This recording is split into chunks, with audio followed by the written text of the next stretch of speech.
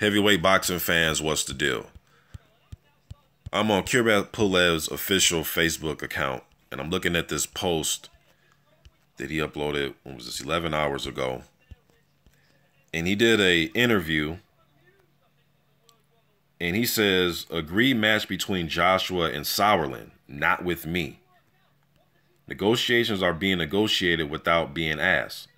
But this is not the championship of the Republican Championship, but a battle for the world title, the home pride of a heavyweight. They go on to ask him, they say, Kurbak, can you confirm already the news of your match against Anthony Joshua for the world title? Kurbak says, unfortunately, my promoters and I are not in sync. First of all, nobody told me about the end date.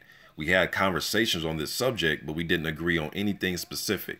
In fact, for a long time, my communication with Callie Sauerland and the company manager is not very good. A while ago, we discussed the upcoming fight, but we didn't come to anything specific. The place I found out this date remains solid, foreign and Bulgarian. What you say sounds shocking. After all, you're the guy who's supposed to get into the ring and face Joshua, right? He goes on to say, absolutely. I read and listened to how it was decided already, an agreed date, a place, a match, and all of that I know from the media.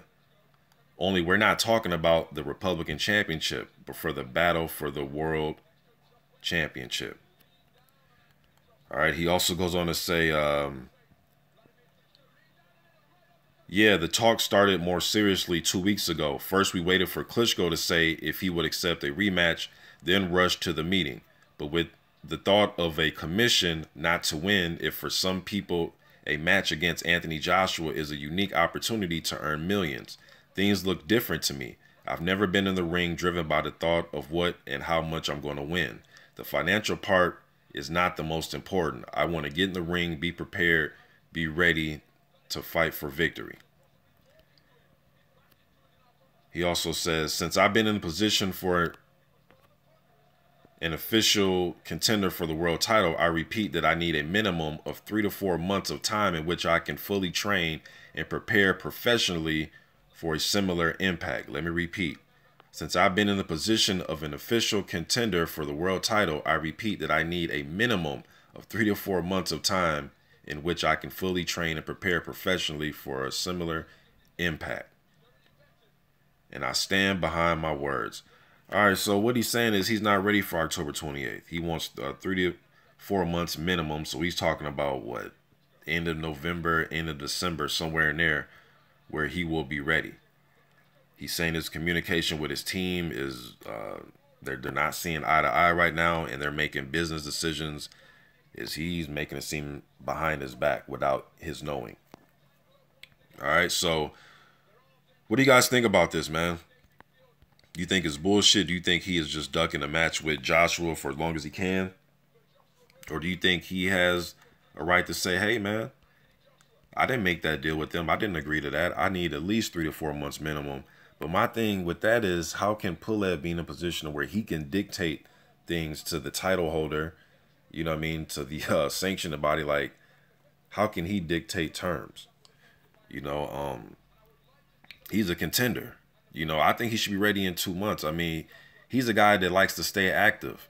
Even when he earned his mandatory position against Chisora when he won the split decision, he's a guy that stayed active. He fought Kevin Johnson. He fought Samuel Peter. He was staying active. So now all of a sudden, for this fight to, you know, they're talking about it taking place in the next 2 months, for him not to be physically ready, mentally ready, I just don't see that with Kurbak Pulev. Pulev is a legit top 10 fighter at the division, in my opinion, mentally and physically. So I think he would be ready to fight tomorrow if he had to. But now in this situation, now he's saying, and he said minimum. So really it's like, how much time would he really need?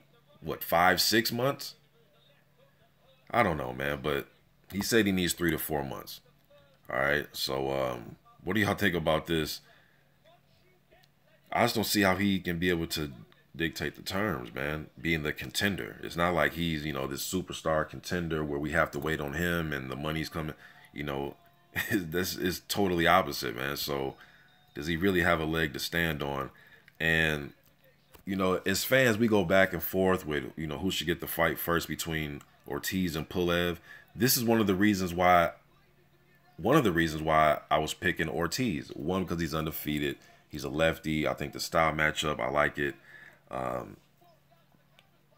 just think he could present some problems in there. But besides that, I know he has the mindset to whenever they make the fight, he'll just be ready to fight. You know, so